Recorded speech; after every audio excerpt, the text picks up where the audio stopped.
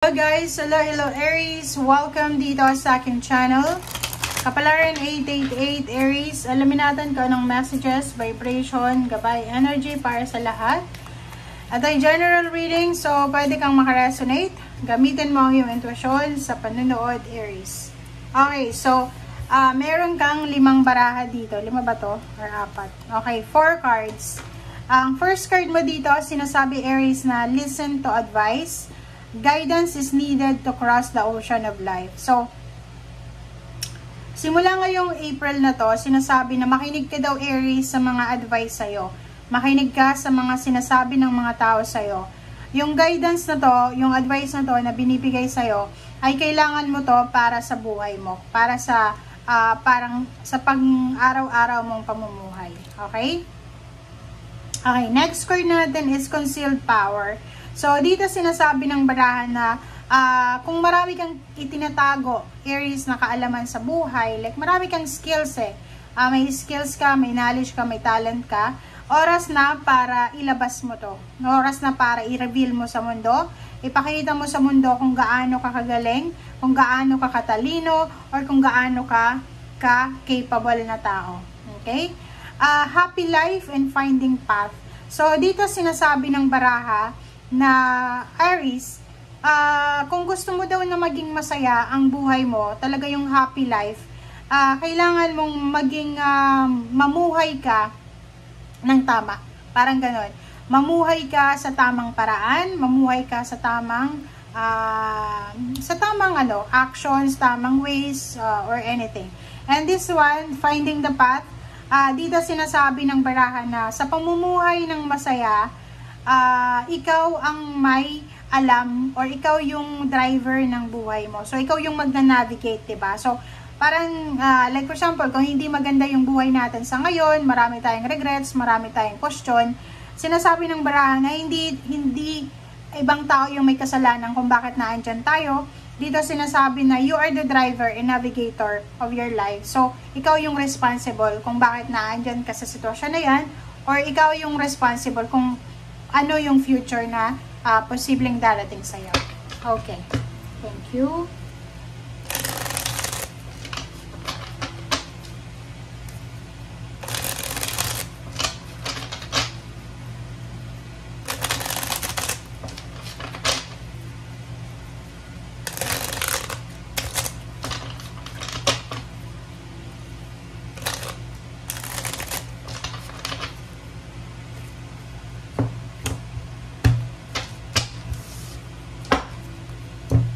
Okay, first card sa second deck natin is Three of Earth.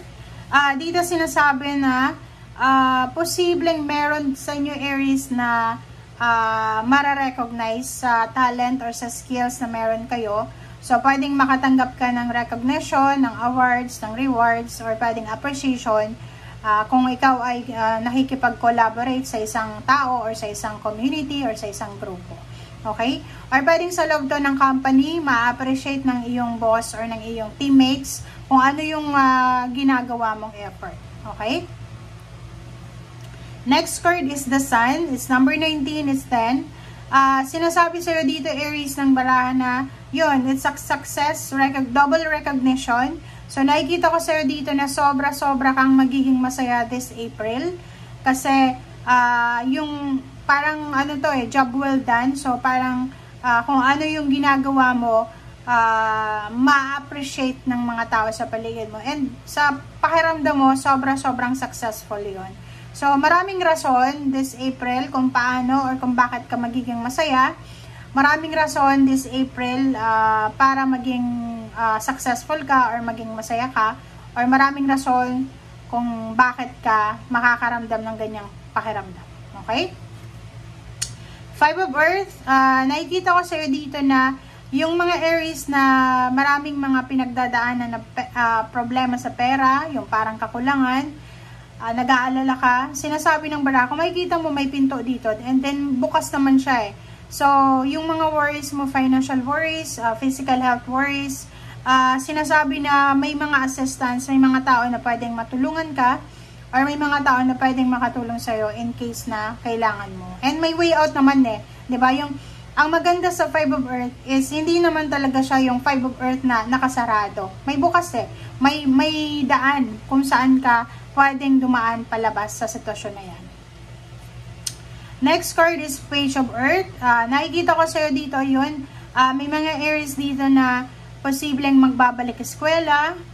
Posibleng may mga Aries dito nagpaplano kung ano yung gagawin nila sa mga susunod na araw, buwan na taon.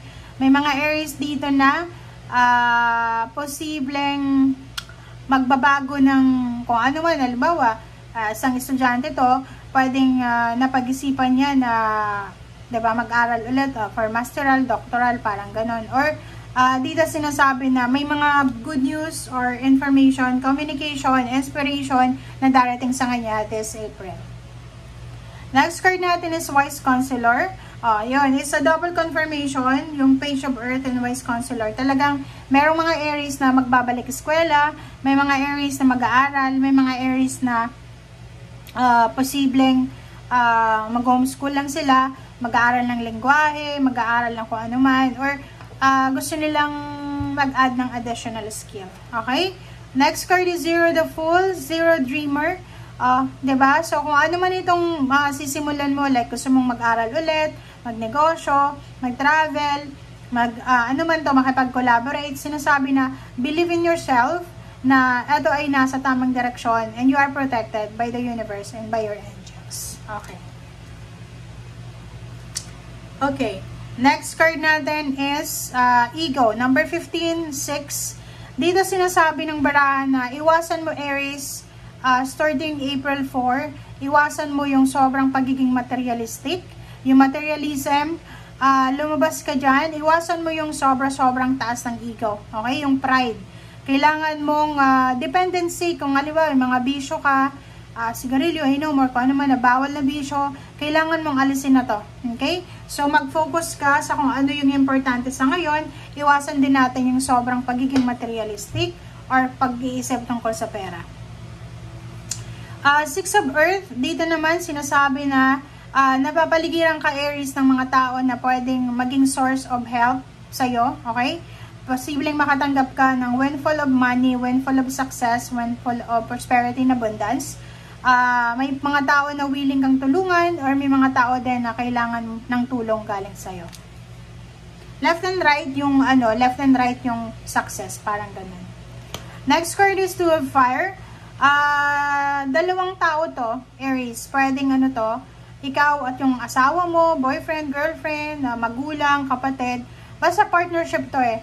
So, dalawang tao yung nagpa-partnership para sa pagpaplano patungo sa kanilang success. So, pwedeng business plan, travel plans, or anything na plano siya. Next card naman is Ace of Fire.